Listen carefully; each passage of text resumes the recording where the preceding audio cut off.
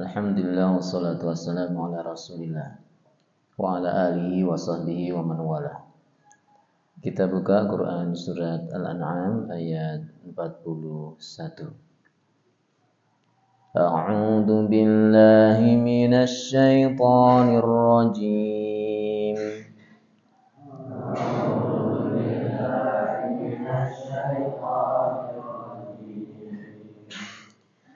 بل إياه تدعون فيكشف ما تدعون إليه إن شاء وتنسون ما تشركون بل إياه تدعون فيكشف ما تدعون إليه إن شاء وتنسون ما تشركون.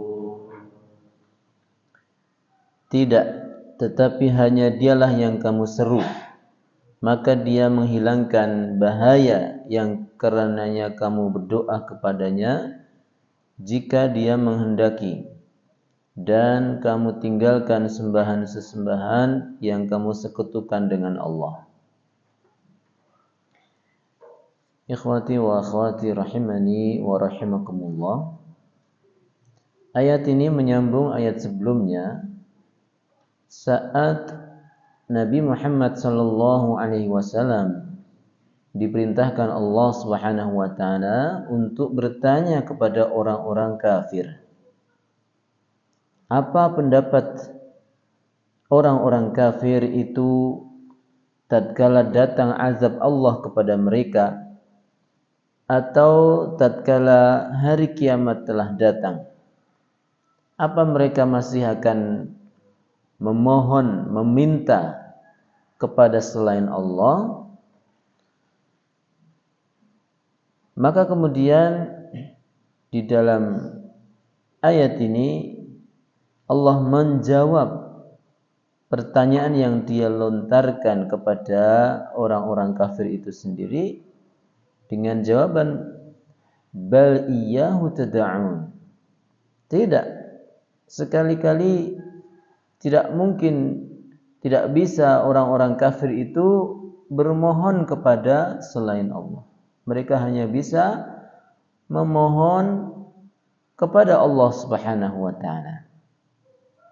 Apalagi ketika sedang kesusahan, apalagi sedang diazab atau disiksa oleh Allah, maka satu-satunya yang bisa mereka minta tolong, mereka bermohon-mohon hanya Allah Subhanahu wa ta'ala. Ini juga disebutkan di dalam ayat yang lain, bagaimana orang-orang kafir itu tatkala mereka ditimpa musibah atau ditimpa masalah, mereka kembali kepada Allah Subhanahu wa ta'ala. Karena sekali lagi kita sampaikan bahwa orang-orang kafir Quraisy, orang-orang musyrikin itu mereka sesungguhnya menyembah Allah, mereka sesungguhnya percaya bahwa Allah Subhanahu wa taala adalah pencipta dan penguasa alam semesta ini. Namun mereka menyekutukan Allah dengan patung, dengan benda-benda dan makhluk-makhluk Allah yang lain. Namun ketika mereka ditimpa masalah, mereka kembali kepada Allah. Disebutkan dalam ayat 61 dari atau Quran surat Al-Ankabut ayat 61. Fa idza raqibu fil fulki da'u Allah mukhlishina lahuddin. Falamma najjahum ilal barri idza hum yusyrikun. Maka apabila mereka naik kapal, mereka berdoa kepada Allah dengan memurnikan ketaatan kepadanya. Tatkala Allah menyelamatkan mereka sampai ke darat, tiba-tiba mereka kembali mempersekutukan Allah. Ini maksudnya apa? Maksudnya perilaku orang-orang musyrikin itu saat mereka sedang ada masalah, sedang ada problem, itu mereka bertauhid. Mereka berdoa hanya kepada Allah. Digambarkan dalam ayat tadi saat mereka naik kapal, ya, naik kapal.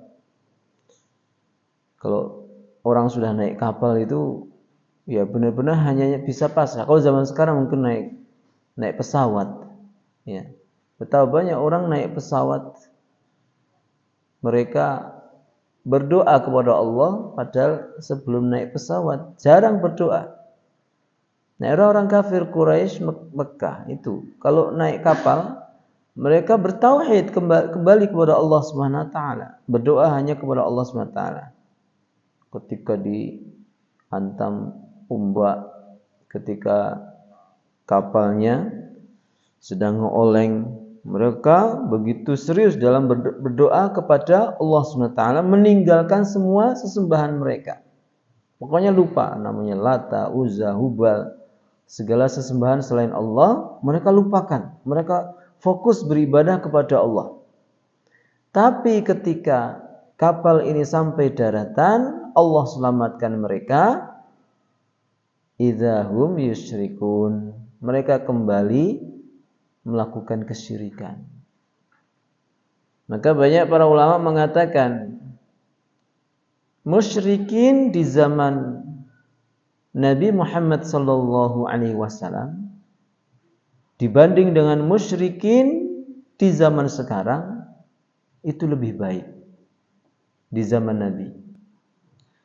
Orang musyrikin di zaman sekarang itu lebih parah daripada orang musyrikin di zaman Nabi. Kenapa? Karena orang-orang musyrikin di zaman Nabi itu mereka melakukan kesyirikan hanya ketika mereka sedang aman-aman saja. Mereka sehat, mereka tidak ada masalah, tidak ada bencana, mereka melakukan kesyirikan. Tapi begitu ada masalah, mereka kembali kepada Allah Subhanahu wa taala. Dan yang meskipun seperti itu pun Nabi Muhammad memerangi mereka. Memerangi mereka. Meskipun mereka tidak terus-menerus dalam melakukan kesyirikan, Rasulullah berdakwah serius kepada mereka. Nah, kalau musyrikin di zaman sekarang, baik mereka sedang ditimpa masalah atau ketika mereka mendapatkan nikmat, mereka tetap melakukan kesyirikan kepada Allah. Orang ketika sedang bahagia, dia melakukan kesyirikan kepada Allah, lupa kepada Allah. Itu perilaku orang-orang musyrikin Mekah. Zaman sekarang, orang-orang musyrikin sekarang makin ada masalah, makin jauh kepada Allah. Makin mereka melakukan kesyirikannya kepada Allah itu lebih parah. Coba kita ingat bagaimana ketika dulu di Jogja ada gempa. Orang kemudian justru bukannya kembali kepada Allah, meramaikan masjid, meninggalkan segala kesyirikannya, tapi malah melakukan ritual ini, ritual itu, tidak boleh melakukan ini, tidak boleh melakukan itu. Jadi maka disebutlah orang-orang musyrikin di zaman sekarang itu lebih parah kondisinya, kesyirikannya dibanding di zaman Nabi Muhammad sallallahu alaihi wasallam. Maka antum sebagai para ahlut tauhid, orang-orang yang mengusung dakwah tauhid, harus lebih serius dalam berdakwah kepada umat ini. Karena masalah terbesar di zaman ini bukan hanya sekedar kemaksiatan biasa, dosa-dosa besar, tapi musibah yang terbesar khususnya di bangsa ini adalah bangsa ini menyepelekan akbarul kabair, menyepelekan dosa besar yang paling besar, yaitu kesyirikan. Lahir anak, dilakukanlah ritual kesyirikan. Anak mulai jalan, lakukan kesyirikan lagi.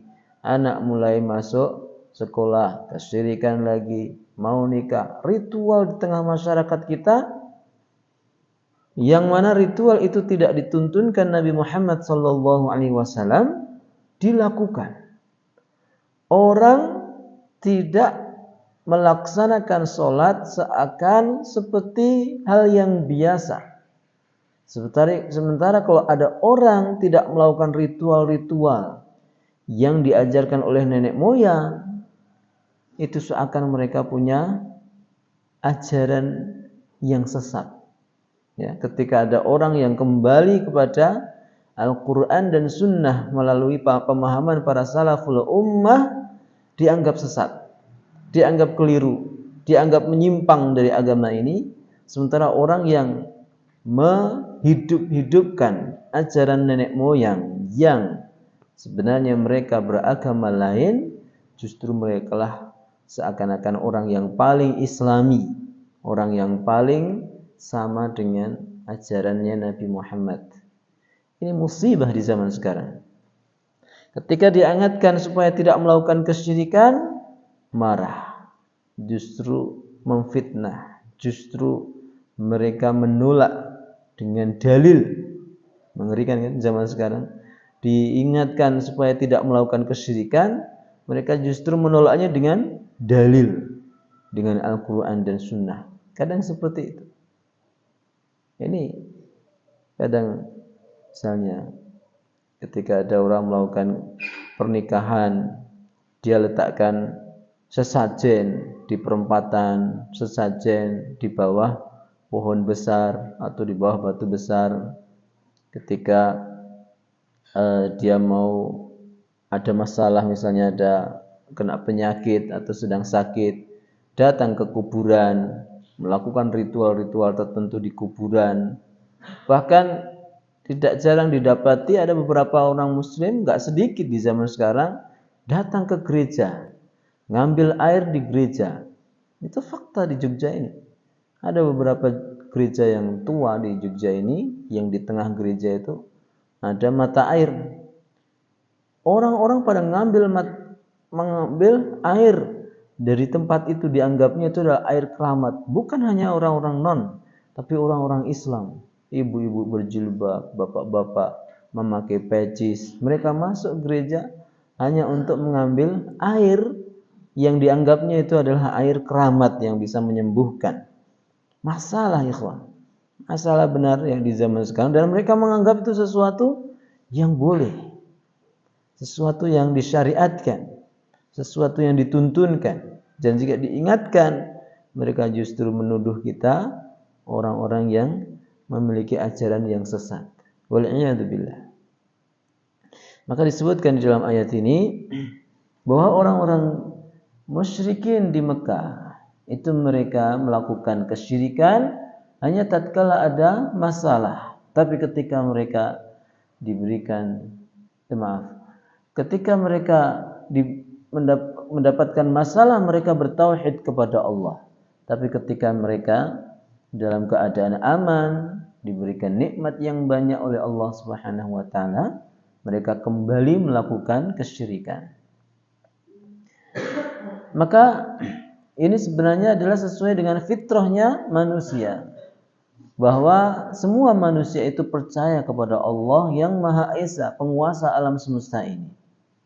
Fitrah ini adalah dimiliki oleh semua manusia yang mereka lahir dari keluarga muslim ataupun keluarga yang tidak muslim, baik orang tuanya yang melakukan kesyirikan atau orang tuanya yang ahlu tauhid.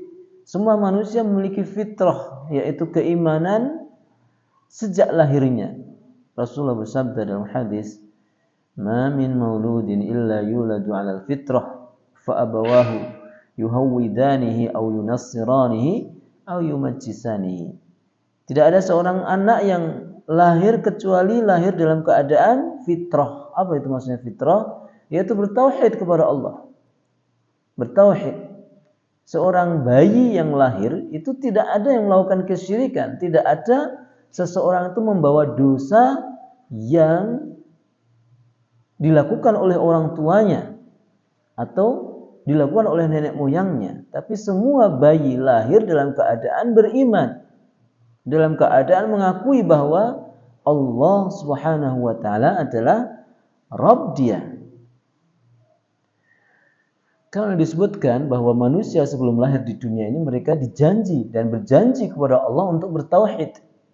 Cuma kemudian dilupakan oleh Allah Subhanahu wa taala. Semua manusia, kita semua, bahkan orang-orang yang lahir dari keluarga non sekalipun, mereka sebelum lahir sudah berjanji kepada Allah untuk bertauhid, mengesahkan Allah.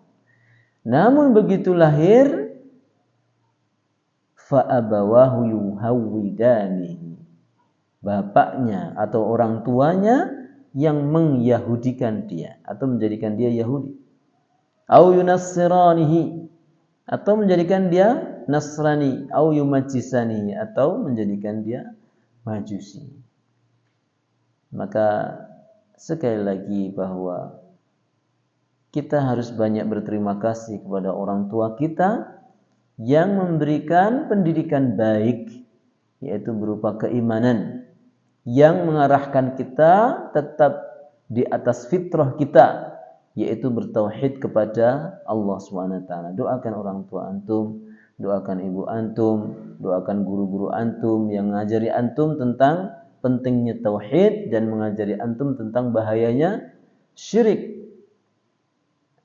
Karena merekalah pengaruh yang paling kuat di dalam hidup kita sehingga sampai saat ini dan semoga sampai akhir hayat kita dalam keadaan muslim dan muslimah. Semoga Allah Subhanahu wa taala menjadikan kita semua ahli tauhid sampai akhir hayat kita, dan Allah jauhkan kita dari segala kesyirikan yang diharamkan olehnya dan oleh Nabi Muhammad sallallahu alaihi wasallam. Sallallahu ala nabiyyina Muhammadin wa ala alihi wa sahbihi ajmain. Assalamualaikum warahmatullahi wabarakatuh.